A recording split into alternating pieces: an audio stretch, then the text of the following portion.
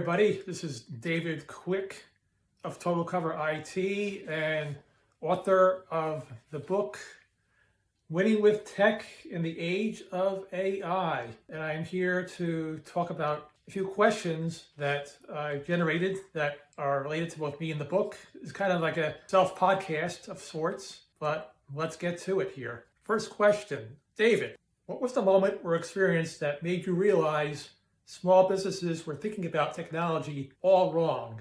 Well, that's an interesting question because I've been in the IT business for both as a consultant and in various jobs for close to 30 years now. I'm dating myself here, and I've seen it all. And one thing that has been very commonplace is that businesses tend to cheap out.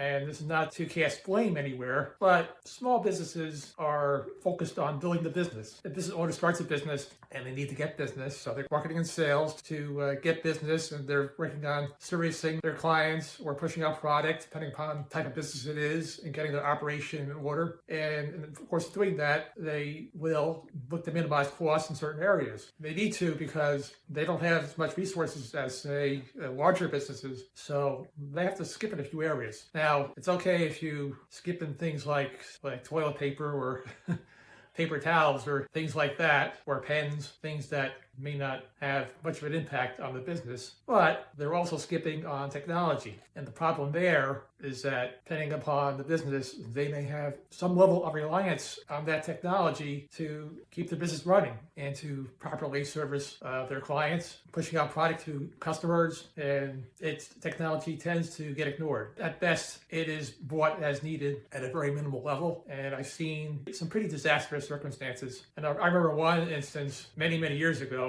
I was going on an assessment for a potential client. We do assessments to look at their network infrastructure and see what's what, and see if they are in a place where they'll be running smoothly or if they need work to get things upgraded. Typically, it's going to be a lot of work needed in most cases. And in this case, it was pretty shocking. I walked in and I saw a networking room and I saw wires everywhere, just like spaghetti, just strewn around everywhere. And I saw various pieces of network equipment hanging by a thread by networking cable, holding the equipment in place. So it was a pretty disastrous setup, and somehow it all worked. And I was amazed that it actually did. And ultimately, they chose not to move forward with us. They continued to use their existing IT consultant, and this was in New Jersey. And the consultant apparently was in another state, Maryland, 4 to 5 hours away, depending upon where they were. And not only that, they had a full-time job working for somebody else. So this was not their full-time thing. But we just left that as it was because they didn't want to move forward, and there was no surprise there because it seemed like they were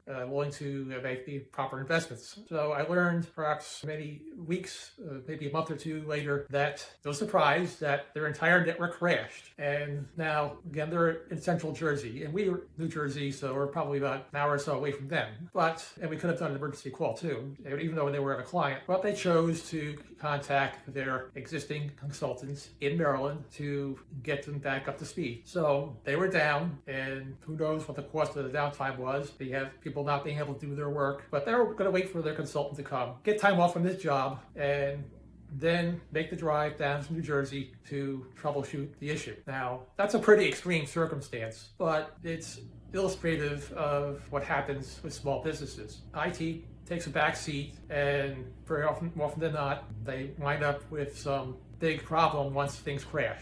Now, that was a perfect example of a small business where technology took a back seat. It was a situation where they simply didn't think of technology as important to the business. They cheaped out. They went with the minimal type of setup, no planning, just have wires strewn